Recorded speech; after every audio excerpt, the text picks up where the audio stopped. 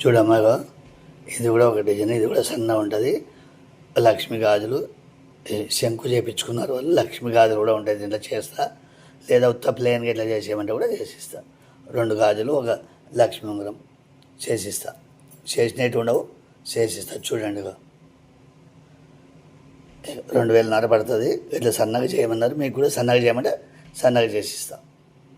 ఇట్లాంటి గుండ్లు సన్నగా ఉంటాయి, ఇంతకన్నా లావు రాదు. ఇది చేయనీకే గుండు సన్నగా ఉంటుంది కాబట్టి రాదు. సేమ్ ఇట్లే వస్తుంది. మీకు నచ్చుతూనే చేసిస్తా, లేకుంటే 2,500 పడుతుంది.